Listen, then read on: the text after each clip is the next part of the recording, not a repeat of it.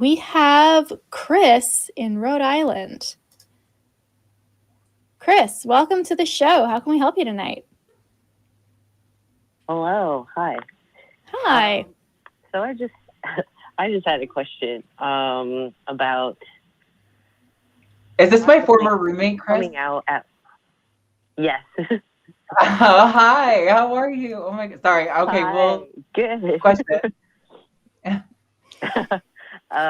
So coming out at work, I identify as non-binary and use they/them pronouns, and I've pretty much gotten to a point where I'm okay being misgendered at work by strangers, because it's an everyday thing and there's really no escaping it. But when it comes to like my work environment, I think that that's getting to me. So I've been trying to figure out how I would come out at work without it being a whole big deal or having to deal with backlash.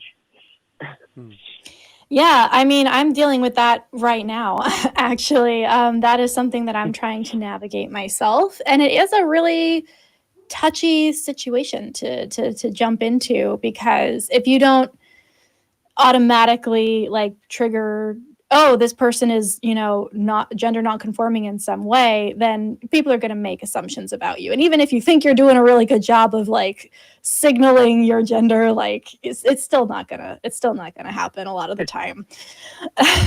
So I think for me, one of the things that has been good feedback is when somebody misgenders me in a professional setting, they're usually hypothetically talking about me in the third person, right? So it's not usually like to my face. It's like, oh, what would V think if she did this? And then I very just gently go, well, if V was doing that, they probably would say this. And just very casually just like flip the pronoun in the situation.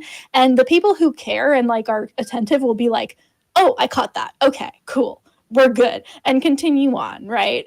So there are like subtle ways to signal that. If that's something you want to, that's an uphill battle. And if you want to fight that, that's one way that I found that works really well.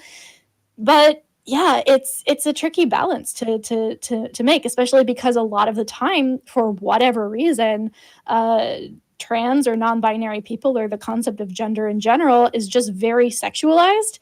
And so in a work environment, you might like accurately be like, this has nothing to do with sex at all. This is just my identity. Yeah. But it becomes tricky with the other people if they are not as educated around the subject, because then all of a sudden they're all flustered and flushed, and then you have to be like, I'm so sorry, this isn't what I meant.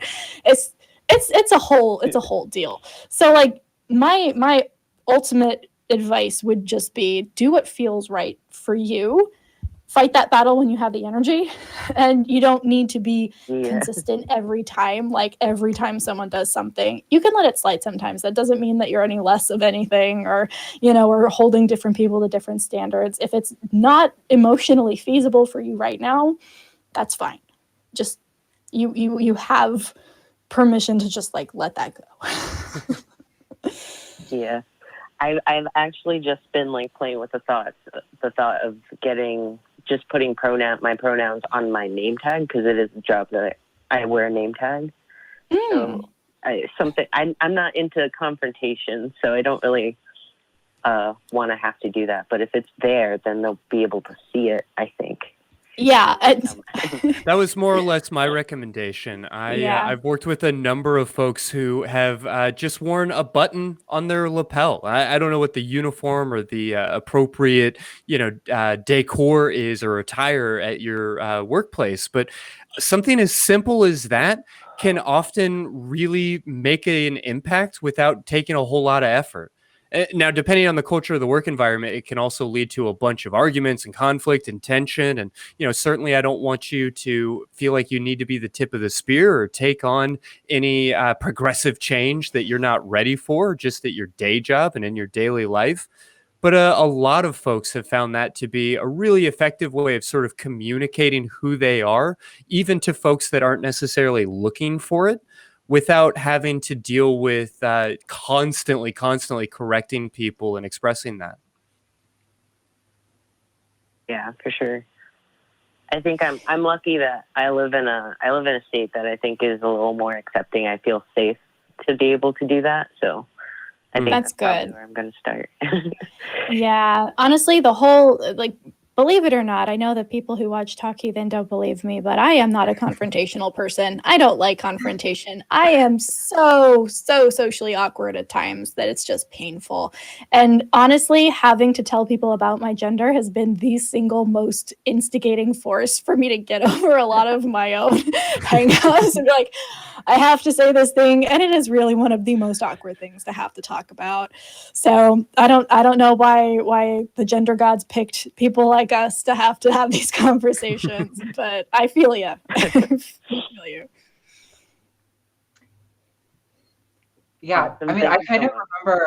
remember at another time, if you can find like that one safe person. I know you've had safe people in your workplace before, and I think, I don't know, you're right. Rhode Island's a great place full of really great people. And I think, if you have any of your coworkers that you feel you really trust, maybe if you're not comfortable wearing like your pin, starting coming out to like one or two people at a time could also be helpful. But yeah, I think I remember coming out in workplaces as a binary trans woman, and that was hard. So like, I can't even imagine what it's like getting people over the hump of understanding what it's like to be NB.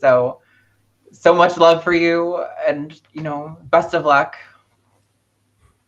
Yeah, thank you. Thanks for calling in, Chris. Thanks so much. Wish you luck. And if you have any fun stories or cringe stories you want to share and just, have that validation, like, feel free to call back. I will definitely. Sounds good. Thanks so much. Bye. Bye.